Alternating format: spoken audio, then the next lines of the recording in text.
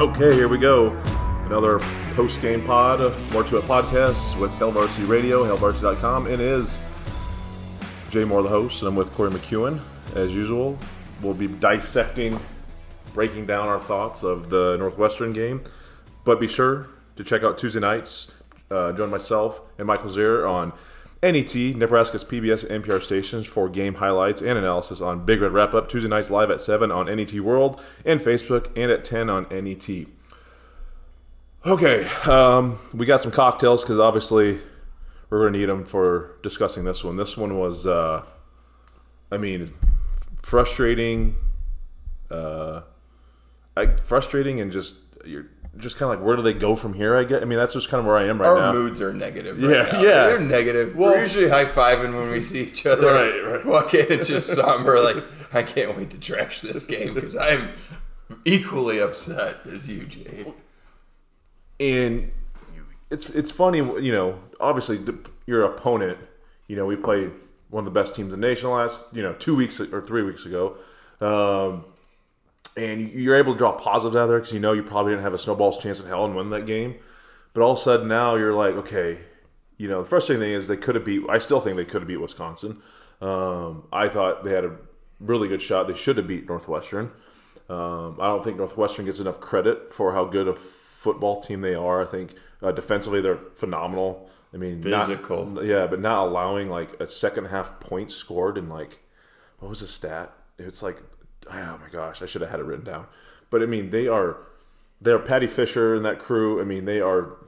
They play so good and so physical.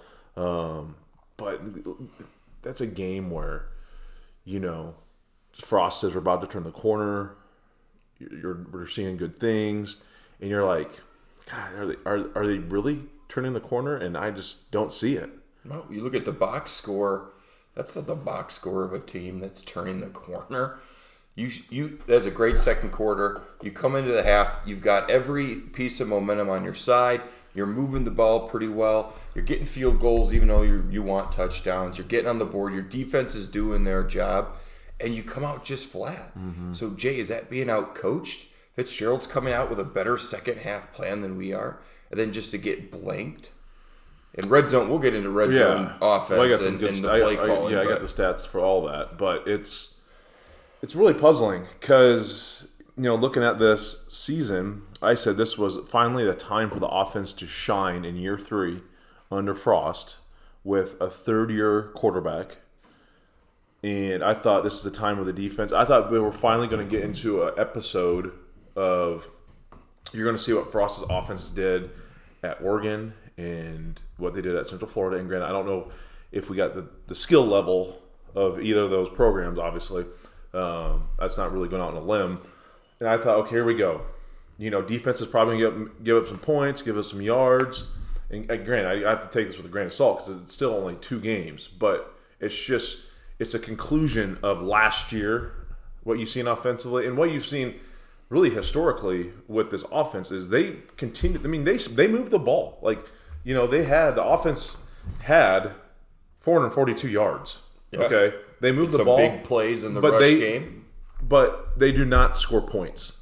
They do not score points. And when I was doing my preview pod for the Wisconsin game before I got called off, they are evenly matched in total yards and first downs with Wisconsin in the series since Frost has been here. But where they struggle is they can't score once they get into opponent's territory. And that has to change. And that's frustrating, whether it's a QB issue, a play calling issue. Something has to flip because you can't just keep doing that. You got to score points, period. And what we need to discuss is what is Frost doing in terms of goal line preparation? Inside the 20, are you doing a completely scratch new game plan from the film, or are you just rolling with what's working? If you've done the film work and you've got what you think your red zone package should be, that you're going to score points, you can't abandon it just because they're stopping that play outside the red zone. I don't want to get 3 and 4. I want to take some shots at the end zone. No, keep progressing, keep getting those first downs inside the red zone, and do it at a package that you pregame that that's going to work. Don't abandon it. Mm-hmm. Felt like things just completely flipped upside down in the red zone. We get impatient. I seem like this. It's a bad thing for a coordinator. You get impatient. It just seems like you try to run it, and I just looked to that drive where they gifted us 2 penalties, 2 pass interference. I mean, the fade route to Vokalek, the dude was grabbing his face mask. Could have gone either way. But his head was turned. That was one. The one before that, I don't think it was a pass interference. I don't think he was going to catch it. Period. Right. But you look at they're gifting. Okay, here we go. And there's still 6 or 7 minutes in that ball game. Like, okay, even if we get 3, we're down 21-16, plenty of time, 2 timeouts to get a stop. Then you can go score a touchdown and win the ball game. But you run it on first down from the 2 or the 3. Diedrich gets stuffed for like a no gain or 1 yard loss. Yeah. And then you have McCaffrey that comes in and throws that ball off the lineman's helmet and gets picked. And I'm just like, why there? Because I see what they're trying to do. It's that quick in route, and it's just a quick throw, but it's so congested down there. It is so congested. I just like, you want to try that on a third? Let's run it again. Use a QB run game. Your spread QB run game is doing extremely well. Just pretend that goal line doesn't exist and call those plays that you're trying to get 7 to 9 yard chunks out of. I mean, that you got to stay consistent on the goal line. Okay, so if you're listening to this, you could be, in my mind, on the goal line, 2 types of people. You're the, I don't care, QB sneak it every single time, just get the inches till you score. Or you want to keep your playbook creative and put yourself in a position to get chunks on every single play. So if you're the person that wants them to run it every time, if they don't get in, they don't get in, and you're satisfied with that, you think that's the best way to do it, or do you want to get creative on the goal line and score right away? You got to pick one. But we couldn't decide. Right. Nebraska couldn't decide who they wanted to be. You got to go with one option. You just can't abandon it and throw a high-risk play on the goal line that inevitably costs you a game. I find myself always trying to I'm a golfer, golf analogies. And I see like Frost in his offense, and you can throw Matt Lubrick in this now conversation, is they're a golfer who drives it off the tee well, and they get it on the greens, but once they're on the greens, they have no clue what they're doing. They can't read the greens. They can't read they're not a very good chipper. They're a poor green reader, and they can't make a 4-footer. And then you get timid. And then you get frustrated, and then you're trying to force things, and then you're trying out different putters, you're trying out different stuff. You start experimenting instead of maybe you should just practice. Yeah. Practice it. And I think honestly, when I look back at it, and I know, let's be honest, Nebraska's playing a lot of young guys wide receiver. I mean, you saw Zaire Betts, get some catches. Fleming had a great game. Marcus Fleming, Omar Manning, I think only had like one target. You didn't see much out of him. But, we're throwing fade routes to Travis Vokalek. No offense to Travis Vokalek, a big body, but it's like, but I mean, what's the percentage of him winning that out of 10? Austin Allen maybe, he's like 6'8". I don't. It's just it's puzzling. It's frustrating because I think when you go back and you look, and I have some stats here, red zone from when Frost was at OC at Oregon to where he threw to at Central Florida to where he is now. But I think what his offense has always relied on is a big play. Oh, good point. It's high tempo, chunks of yards. You go fast. It's like boom, quick out, RPO, boom, and you get the defense kind of thinking, and then you get a quick double move touchdown. And it's like I don't even know. Looking back, like all those good, the Mariota teams at Oregon, and then the Mackenzie Milton team that he had at Central Florida. I don't remember them ever. They're averaging 50-some points a game. So like they were. I'll pull up the stats here, but I don't think they ever got into the red zone. I think they just got so many points off of huge big plays and momentum of the football game. I just don't know if they in the Big Ten where the competition is it's a grind. It's a grind physical. Where points are a premium and you just can't. They're not track meets anymore. He makes a phrase, I hope people adjust to us. That's where I think he needs to adjust a little more. He's trying. I think they're trying. But I think the big play thing is something they're not getting, and they're just not used to that. But with your football eyes and experience, Jay, that you look on the field and you see that you are moving the ball well and making first downs, third down completions, you're moving the chains. and then get completely shut down a different drive, that is not the consistency you want to see. Right. You want to, if you're going to get shut down, make it after your 5th or 6th, where you go for a 3rd and short, you run the ball and don't get. You want to put yourself in that position, but you can't. There's so much up and down to it. I was expecting the 45-point games where maybe the defense was, not the ones that have to keep us in the ball game, just keep us there. But now we're relying so much on the offense. It's so inconsistent, and it's difficult to watch. Why is there magic on one drive and absolutely none in the 3 and out on the next? Yeah. Well, it's again the penalties. And Nebraska was finally gifted with some. Northwestern flat out got some crappy calls. The horse collar was not a horse collar. He grabbed him by his armpit. Yeah. That was not a good call for Northwestern. We'll take it. I mean, Should take anything. Be illegal. It's very tender area. But they got the calls to win that football game. And again, bad football teams do not take the opportunities. And Nebraska didn't take advantage of those opportunities. So I was bringing up those red zone numbers. So I had my Brandon Vogel of Hell Varsity, who is our crack statistician. I got to credit him with all these. I was going to do the research myself, and he offered to do it for me. I'm like, sure, that's great. Because he does this, and he sends it to me in a nice Excel spreadsheet look. So year 2003, so Oregon had 74 attempts, 58 scores. So they were at 80%, which was 95th in the country. Okay, not great, but again, big plays. Right. Big plays. That's what I'm thinking. Big plays. So they scored touchdowns on 66% of those drives. Wow. So that was 32. That was 36th in the nation. So that's pretty good. That's not terrible. The Heisman quarterback. Yeah, that's not terrible. Right. He would have been there. He was there 13, 14. I don't know if was he there in 15. I think he was still there in 15. He was there for a while. And they kicked field goals on 12.2% of them, which is like 115th. But field goals.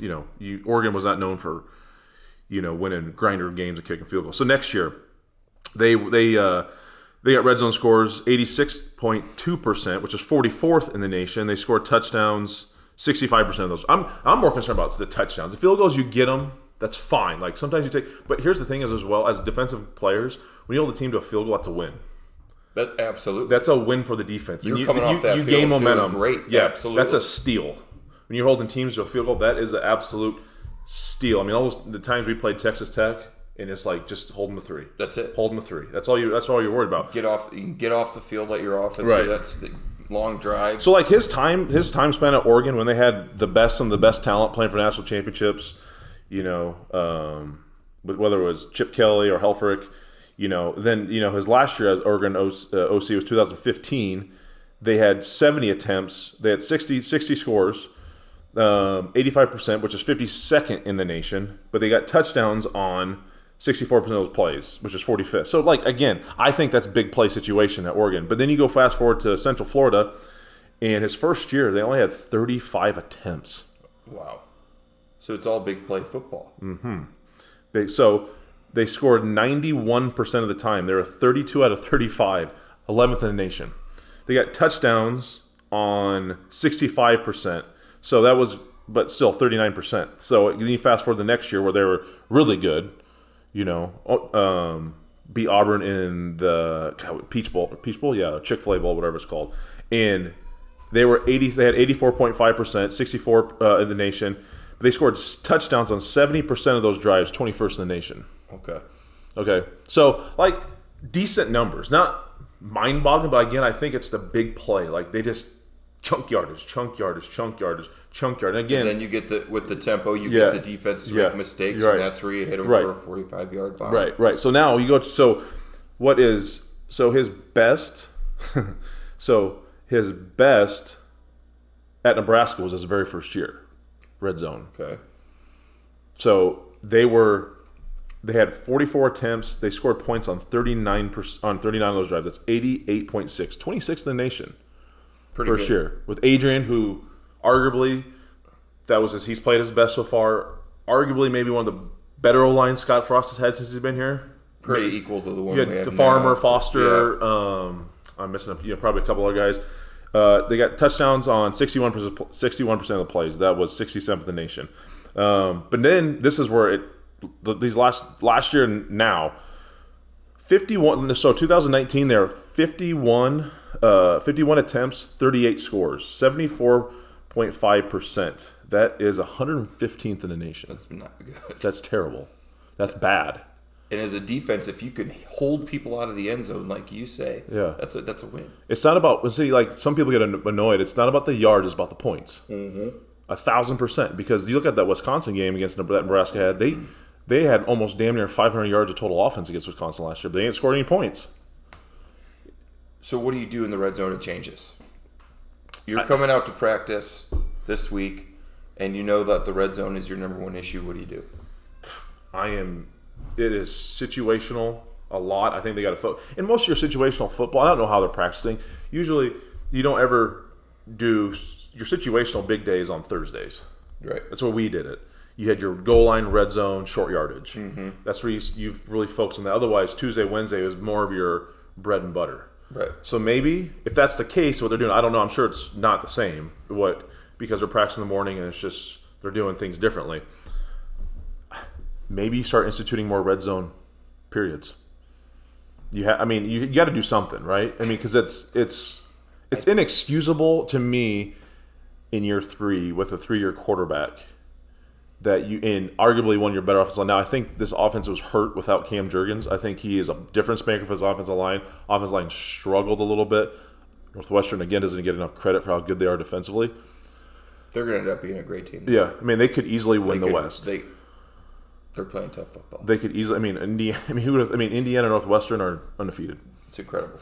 Never thought. Bro, and we don't have a win. Right. And the crazy thing is, we're recording this thing on Sunday at 6 o'clock on November 8th. And granted, this season got started off later, and we didn't have, non-conference schedule. But Nebraska hasn't won a football game over a year.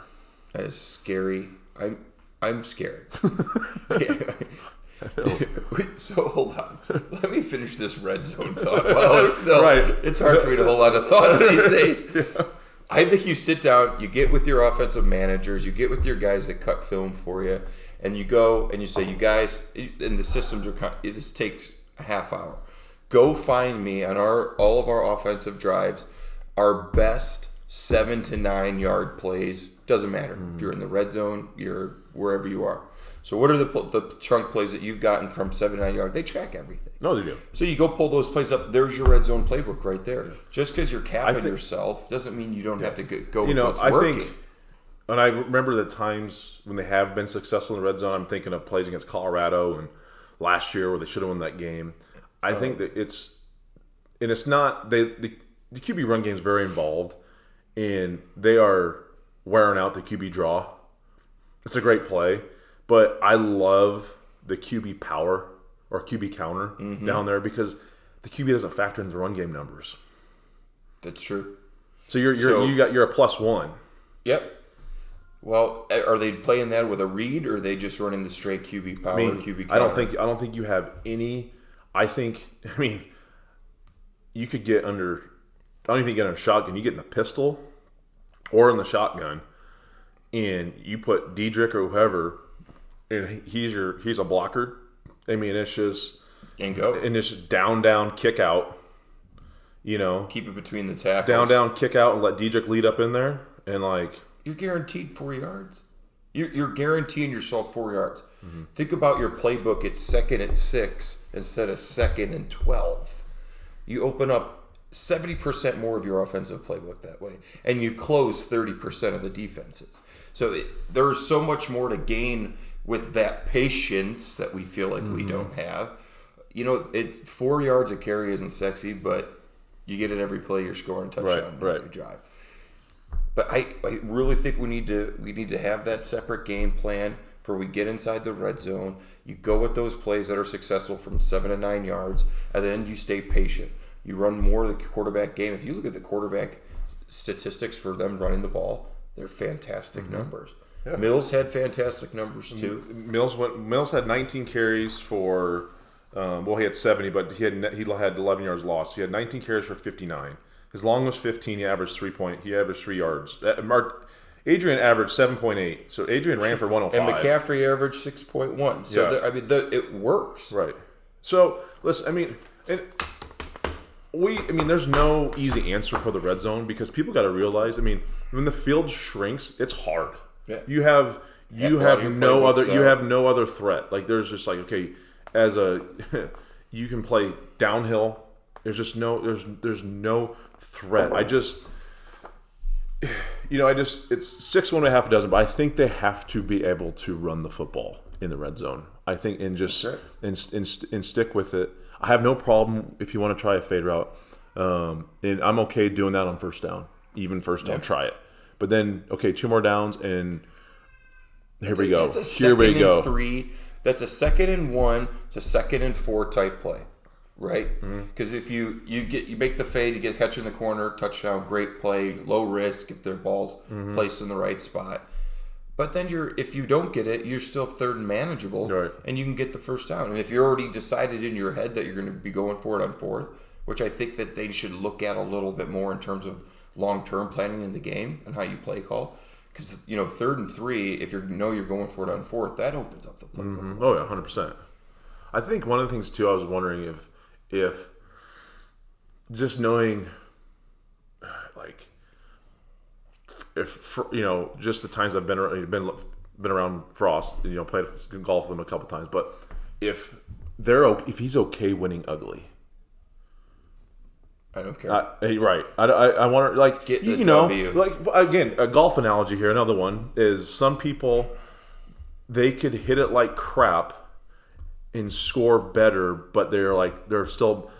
Some people I feel like that was directed at someone. No. That's supposed to be Jay. I'm saying. Getting better. Some people will hit it like dog shit and score and shoot even par, right? Yeah. But the next day they'll go out and hit 1,000 times better and shoot 3 over, or they're like way happier because they hit it better, right? Because it looked better, right? But it's like, you know what? The other day was to get the par, right. But they just beat it by. I wonder if that's, I don't know, if it's not sexy enough, or sometimes the flea flicker. If it works, was it there? I don't know, I didn't see it, but like, again, you're trying to. It was a area where I think they're just across the 30, but you just brought in McCaffrey at the time. It's like, is that needed? What do we need at this time? Right. It's like I know you're trying to get something going after a turnover. I'm like, because you're watching some film where the safeties are sucking up, and you think the flea flicker is going to work because they use their safeties in the run game, kind of like we do, and you get that safety creeping up just a little bit. It's a great play, but you can't. That's not the time and place for it. Right. That's a thought. I just don't know. Like, does it have to look like? I wonder if it has to look, a certain way. I don't know. I wondered that. Like, can they accept hitting it shitty? Can they accept having being ugly but getting the win? I wonder if that's. And again, I think yes is obviously now the case, but is always in the back of my mind. Like, I wonder if it just has to represent what he's done. Because what you had at Oregon and what you had at UCF for those 2 years. That was high-powered offense. Yeah, and we're not seeing that. It's year 3. Well, I think that's just the difference of the Pac-12 and obviously the American Athletic Conference versus the Big Ten. People, I don't think, realize how hard it is to win in the Big Ten. There's no bad teams. Maryland looks fantastic. Rutgers did. Who are you going to take a break on? You can't. There's nothing. It's crazy. Michigan State beats Michigan last night and then gets smoked by Iowa, who was 0-2. Like this year, and granted, it's 2020. It's a different year. It's a different year. I get it. Could this easily be forgot? But like, listen, you're putting a product on the field, and you gotta produce. And this is year 3. It's a chance to develop and grow. And we just spent some time, obviously on the offense, but I think this is going to be the question that's going to be asked for all week, and they especially have their press conference, I believe, tomorrow. There's going to be a QB discussion going on right now. I don't know the answer to that. And I don't. Here's my. Did Martinez lose that game? I don't think so. Here's the thing. So you and I were texting, and that throw he had moving to his left, avoiding the sack across his body. I'm like, we were just like, holy shit! Like, that was the best. Yeah, right. But that's what's funny though. That's what's so frustrating is he makes sometimes the difficult throws like that, but it's like, dude, you can't throw a simple bubble screen. or screen pass. Like consistency. Yeah. But here's where I'm at with this whole thing. I think both QBs bring something different. I think the one thing I like about Luke is he seems to be quicker. He makes up his mind quicker. If we're not going to try to stretch the field and throw a deep ball, I think Luke throws the timing routes and some of those low percentage throws better. I think he's a slightly better runner. But if you want to implement and have a team respect some sort of deep ball, you got to go Adrian, because Adrian is a much better thrower. You have to. The dual threat. I mean, you're losing a lot of the dual threat with McCaffrey because he can't take the top off the defense, right, and throw the long ball. But we haven't seen him do it yet. But we haven't seen it. Give them both 20. Give McCaffrey at least 20 snaps a game. I don't mind having two quarterbacks, because you're not asking Martinez to get in like a huge rhythm, throwing the ball. So you can sub him in, get him out, get him rest. If we're going to have him as many carries as he's doing, I'd like to see between 20 and 25 snaps from McCaffrey. At least it keeps defenses off balance. That's a lot of film to watch if you're a team preparing for the Huskers, because you've got two different talents to consider. You're 0-2.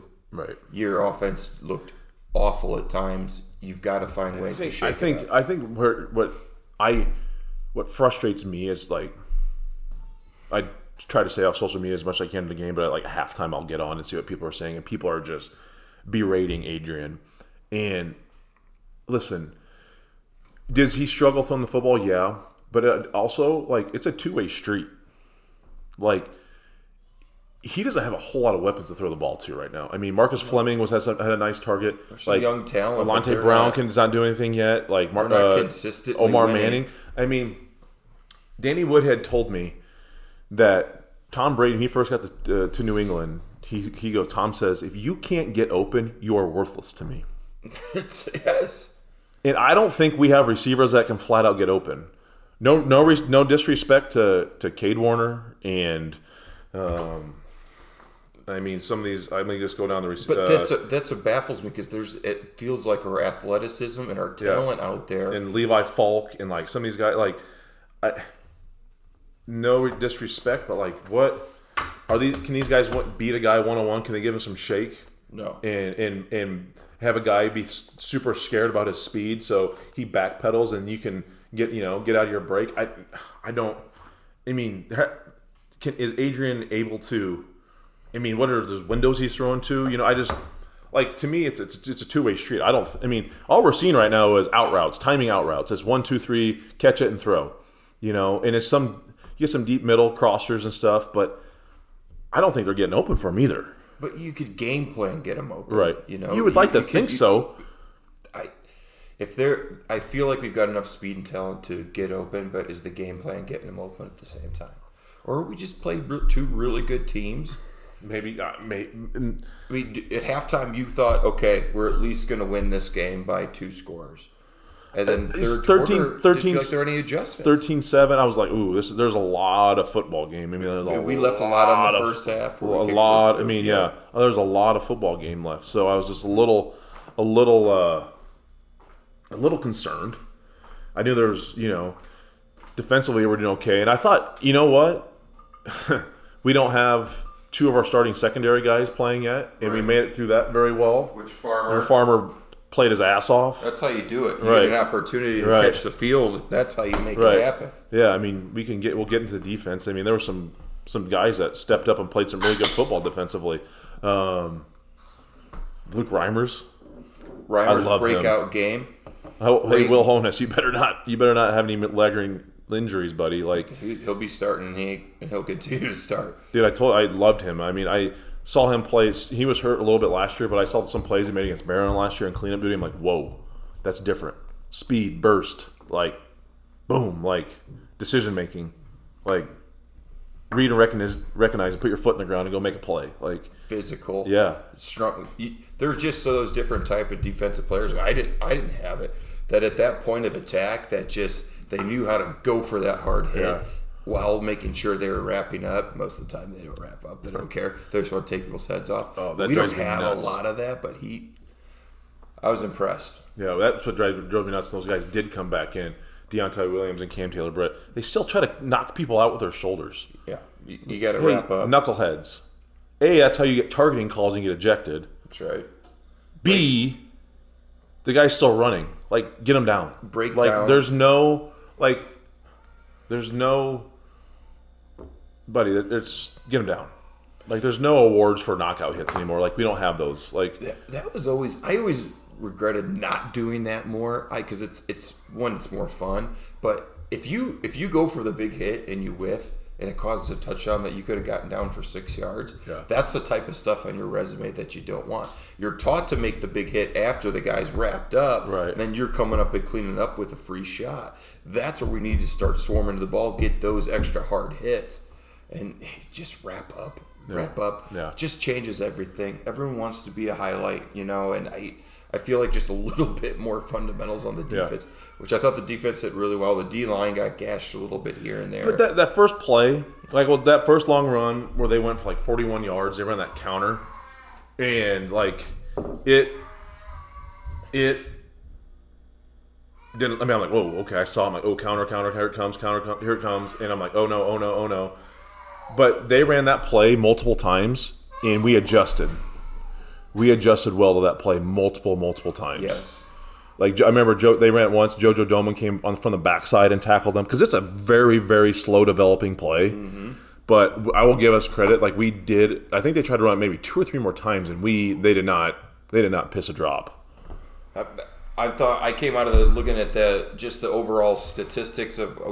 I still think Northwestern's got a very good offense too. Pete Ramsey's not knows. I mean, that's what they're able to do with him compared with. I mean, Northwestern's offense last year was terrible. They were awful last year. It's much different this year. They had a their whole team, exactly. And they had a running back that was down. He was hurt. But I mean, they went for 317. In this day and age, holding a team to 317 is crazy. And in fact, they only had 67 plays. Nebraska had 88 to their 67. They had 65 plays. Averaged 4.9 yards a play. Rushing wise was 3.9. So I mean, and they got 2 turnovers. Like, the defense got the ball. That's a winning stat line. You say you hold any game. You hold it in college football anymore. You held the team to 315, 21 yards, 21 points, and you get 2 turnovers. You're like, sign me up. You'll be top 5 defense. You keep sign me up. Any team under 350, 330 is top 10 defense. Yeah.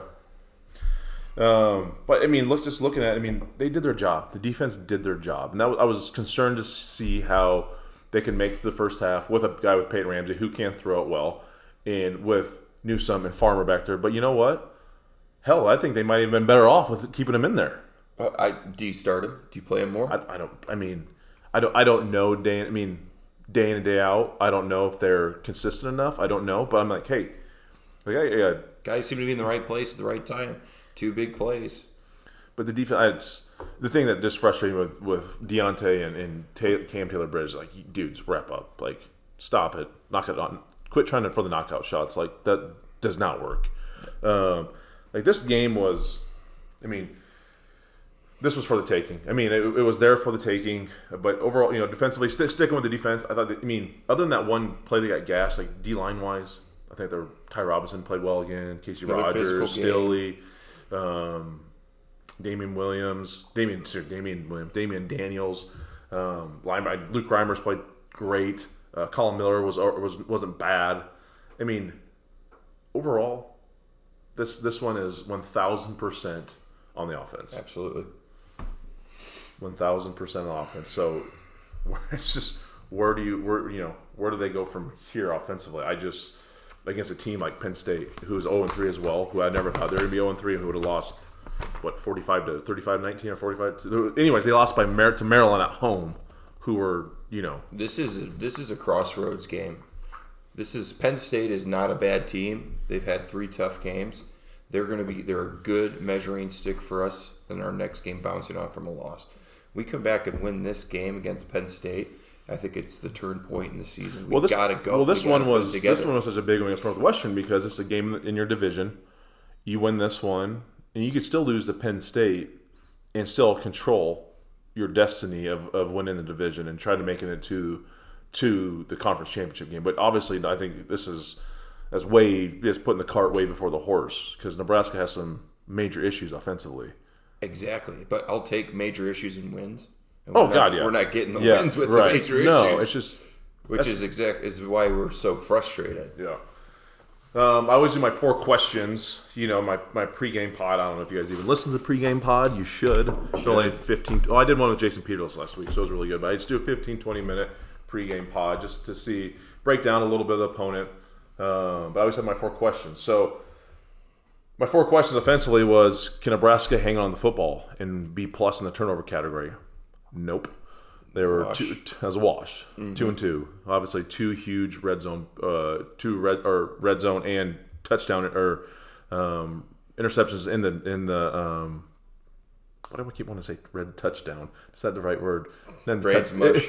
We're being so mad. No, it doesn't. This does not make any sense. It's like unique New York. You take one of those. I mean, the 2 in the end zone, touchdowns in the end zone. That's what I'm trying to say. Not touch. It's just an absolute. Killer. Listen, Nebraska, if they're stay at +2 in the turnover category, they win the football game. That's plain and simple. My other one was getting Mills going. They tried. He had 19 rushes for 59. He had some good plays. He ran physical. He ran over a dude. He should be a 20 rush guy. Yeah, 100%. I'm okay with that. The production's not really there. Want to see more than 3 yards of carry. But I don't mind grinding it out with him. No, I love that run he finished. I mean, he ran a couple guys over, and they met him right at the first down. He finished on their ass. So it was great to see. Yeah, Scott ran hard too. Yeah, I mean, interested to see what happens with Ronald Tompkins. You see if he was okay. They got to get Cam Jurgens back. He's a game changer, guys, at center. He can do some things. He's super dynamic. They can get him, pulling and doing some good things that normal centers can't do. Obviously, Cam is super athletic, comes in as a tight end, and obviously he's moved to center. So I don't know. I mean, they tried to get him going, but it's just you got to get some more consistency in that offense. They need more consistency in red zone. I'd like to see getting Mills going in the red zone some more to score some points. So, but defensively was survive the first half with secondary issues, and that was 1,000 times. I mean, probably the highlight for the Nebraska corners just in general was the play of that secondary in the first half. That he should have scored. The quarterback tackled him. I think the quarterback did tackle him. Can't let the quarterback tackle you. It's like the punter. It's like the punter. It's bad. Yeah. He's going to get killed for that. You should be trying to injure the quarterback. You can't let the quarterback tackle you. It's like the punter or your kicker tackling you on a kickoff return. So that's a great. I mean, yes, they survived, played phenomenal. Third down defense. Could they improve? They were bad against Ohio State, granted. Justin Fields is the Heisman Trophy winner. Phenomenal offense. So Nebraska was 7 of 16, 44% efficiency on third down. They're okay. That's I can't 4 of 16.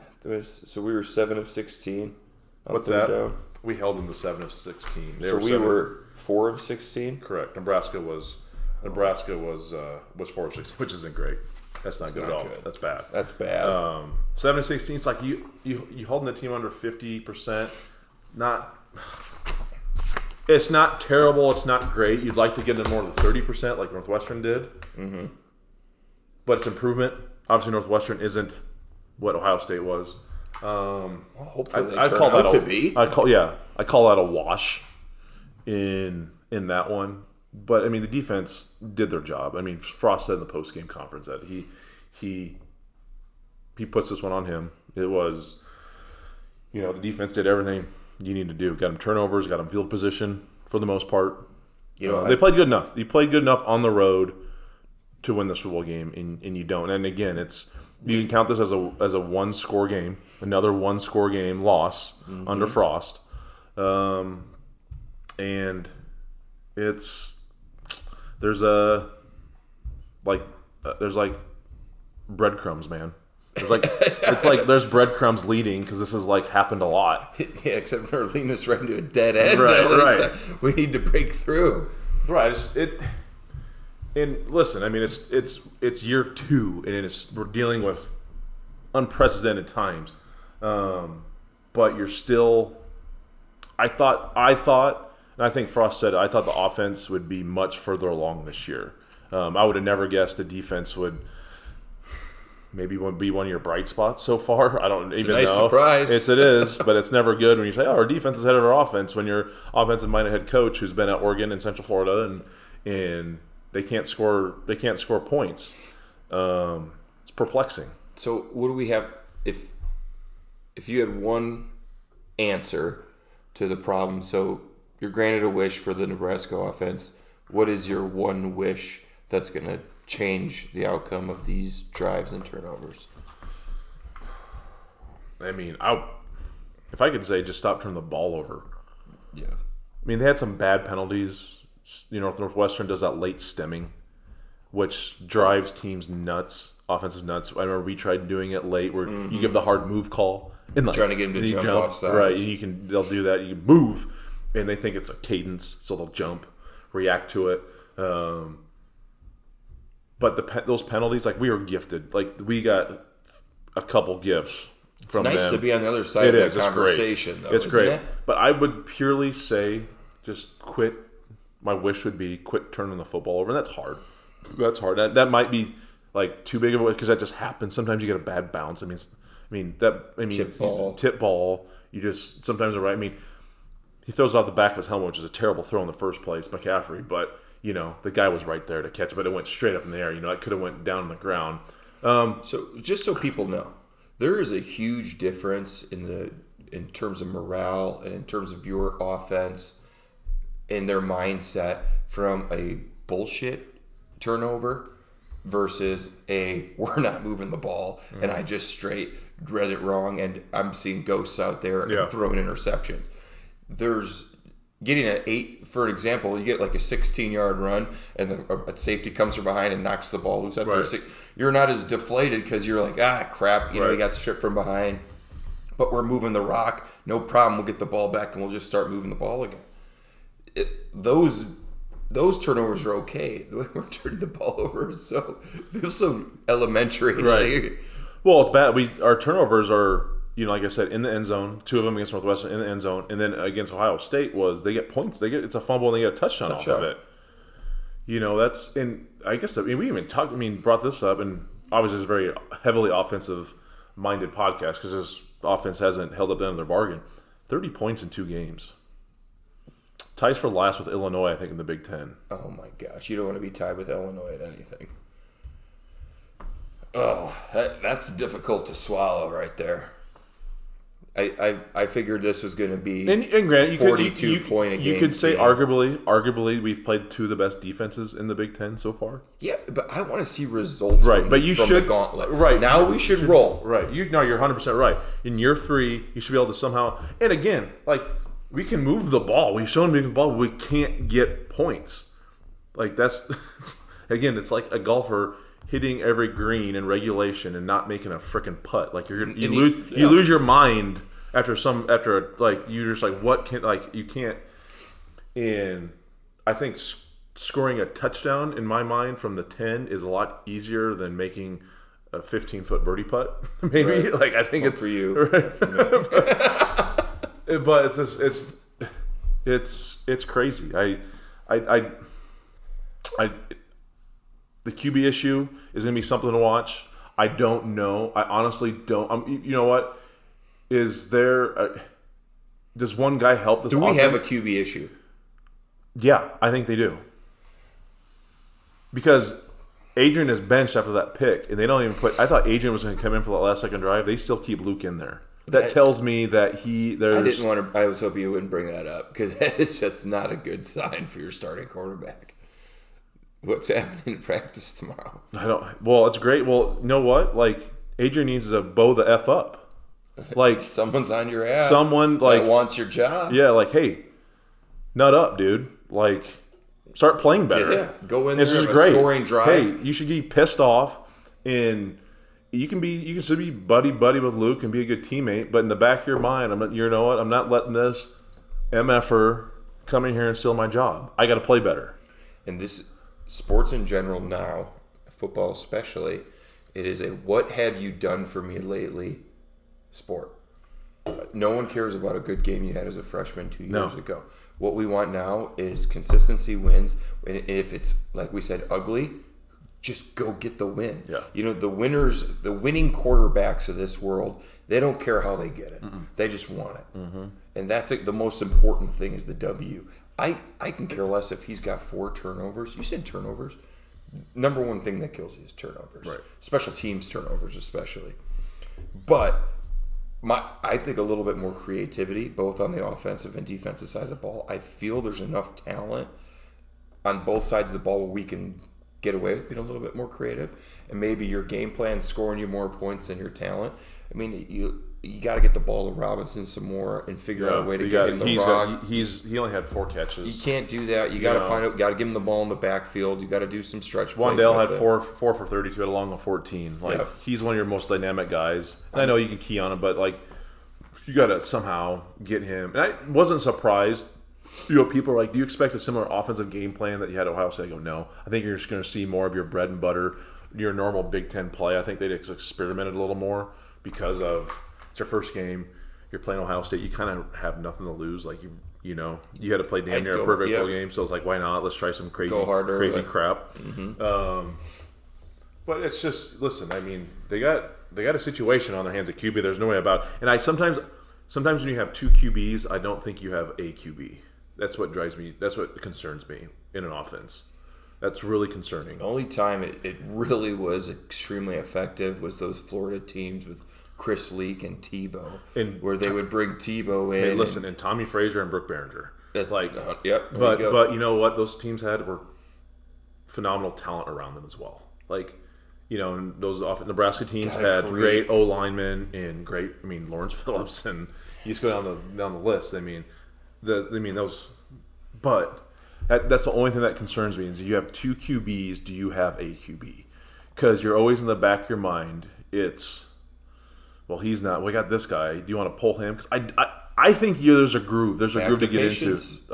There's a groove you get into with as a QB, and the leash was longer for Nebraska with Adrian. But that bad pick, and the guy Allen was open. It was just late. It was too late. You know, it's probably a better situation where you just throw it away or run it out of bounds. You don't want decision making to be your number one problem. Right. So this is going to be interesting to see. This is 1,000% interesting to see. I hope this pisses off Adrian if he does not start against Penn State. 'Cause I'm in the minority here. People get super frustrated with Adrian, but I still think he gives us the best chance for this offense to go. That's right. Because he has the ability to throw a deep ball. I haven't seen Luke do it yet. The only thing I like Luke, we're getting back into this discussion. The only thing I like about Luke is his quick decision making when you want to get a tempo and a rhythm. Yep. I feel like that's there, but Luke still is a little raw for me. So let him run the ball. That's fine. Imagine your stat line. But and McCaffrey's getting 20 carries, or Martinez is 20, and Mill has 20. Right, but I think Luke's a little shiftier. That's. But again, what do you want? Like, do you have to have don't you need a threat to stretch the field? You have to have some sort of threat. People have to respect that defensively. You can't just be like, hey, this guy is only throwing 15-yard, 10-yard out routes and like 12-yard digs and that's how teams get burned. Right. If he's got the ability to get him downfield, you lace him one time early in the first quarter for a 40-yard gain, and it already snaps in the safety's heads that game plan's over. Lull them to death a little bit, and they're starting to bite up, and you can double move them. Creativity has got to score points. And again, listen, whether it's offensively, defensively, special teams wise, what is still the biggest issue is this team does not know how to win yet. And that's why not playing that game against Wisconsin was killer. I said it was a disadvantage. This team needs confidence to know how to win. Northwestern has that. Northwestern was down 17-0 against Iowa, came back and won. They smoked Maryland first game. But they know how to win games when it's tight. They don't panic. They don't they don't lose their patience. And I feel like Nebraska tends to lose their patience, and there's a little panic. You know, like it's we don't need a big play. It's like again, I keep referring to golf. It's just funny because I'm a golfer, sorry, but it's like that guy who's like realizing he's playing really good. Oh my god, I'm playing like my best round ever. Bogey, double, like finish. Like, you're like, shit. Yeah. I was about to shoot. It's like a guy that's about to you don't shoot even know under par for the first time. You don't even know what a bogey is anymore, Jay Moore. Shoot under par for the first time, and it's like, damn it, I just shot 75. You're not in the bogey force with me, James. Well, I think it's just another golf analogy. I just sometimes like, okay, you got to finish. Yeah, you got to finish. And how do you coach winning? I think back of like our teams with Callahan and how do you coach winning? You just got to do it. Like I was always a stat guy. Like I want to be in this game. I want to be making plays. I want to make big plays. I remember and I wanted to do it no matter how much we were up. I thought it was like free money, free stats, free tackles. You keep playing hard towards the end of the game, whether you're up or down. Right. I was always like that motivated. How do you coach? You just got to somehow do it, and again, win ugly, and be okay winning ugly. You know what? You need that slump buster sometimes. Hey, sixes need love too. You know what I mean, Jay? If you close it at the end of the night, it doesn't matter if it's a six. You need that slump buster sometimes. You just gotta get that confidence. Gotta get the feel. Right. They do. You can't. It's just being patient, consistent. You can't get up too high. You can't get too low. You got to stay even keel. I remember. Just some of those games. Being a part of, Callahan's first year and we got our asses kicked and you go into that next year and we get down. Like I remember, I think Texas Tech, my junior year, your sophomore year, we were I think we were down 21-7, 21-3 rather early. And I was kind of like. Against a high-powered offense. And I'm like, oh God, here we go again. Could have put us on skates. And if you have that mentality, you're done. But it's natural because we went through that last year. Yes. But we fought back. Yes. We fought back. We should have won that football. We had that football game won. I still sick for Lakeven Smith dropping that interception. That's one of my favorite things to film. He's running by me and they're showing on ESPN slow motion. Both my hands are telling him go down. And he runs by me and the gets frustrating things about me is that pick was about to fall in my hands. Oh. And he comes zooming out of nowhere. I'm like, who in the hell? I'm about to get my second pick in my career. Yeah, Lakeven was great. But but it's just you got to have those things happen. It just has to happen. You can't force it. You can't force winning. It just has to happen. Once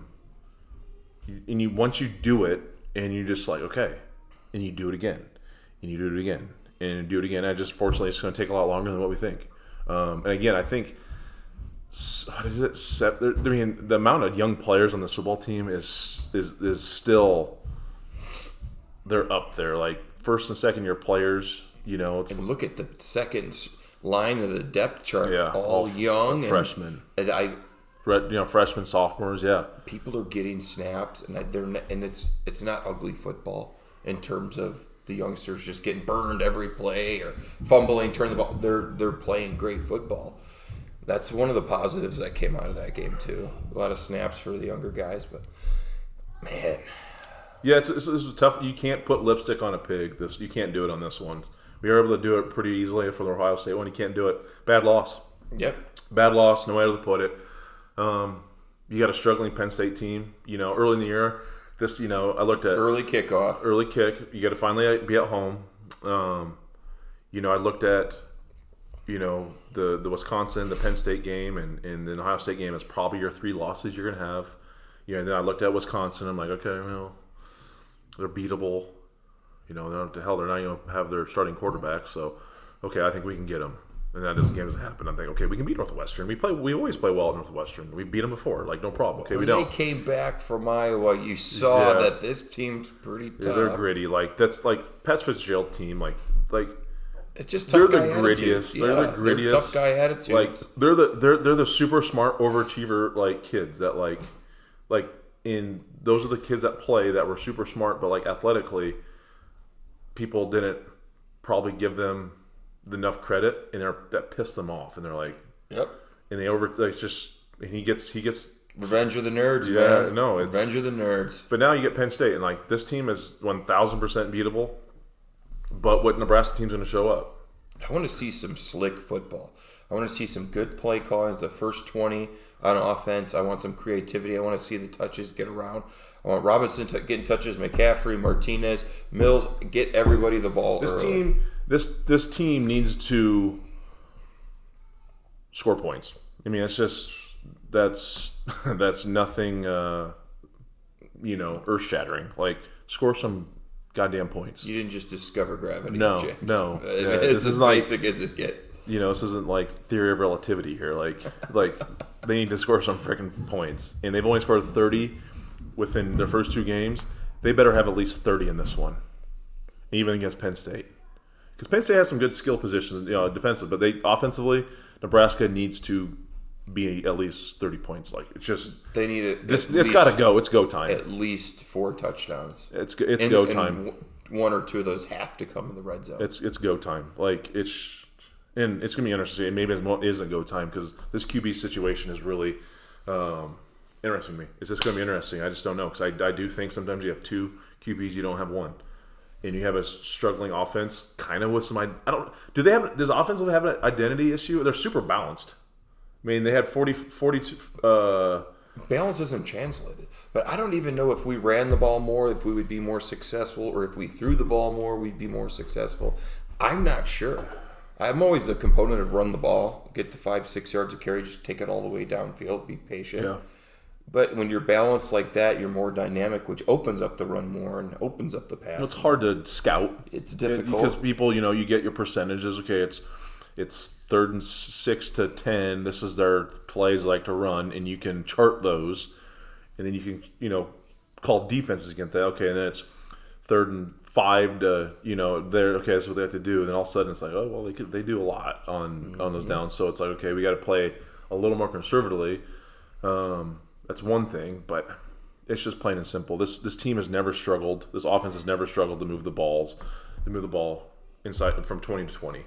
But once they get there, it's like it's literally like they're in quicksand. Like they can't get out of their own way. Whoever's charting and whoever's making the red zone game plan this week, take a step back, stick with the best plays that get your chunk yardage from 6 to 10, 7 to 10 yards. Implement that into the red zone game plan. And then at least if you get stopped, you know that you threw your best chunk of plays at them. Mm-hmm. The red zone's no time to hold things back. If we're getting 7 yards of carry on the QB power, I expect to run that place every time, 4 times on the goal line. Go for it on 4th every time. Yeah, I pick a direction. Right.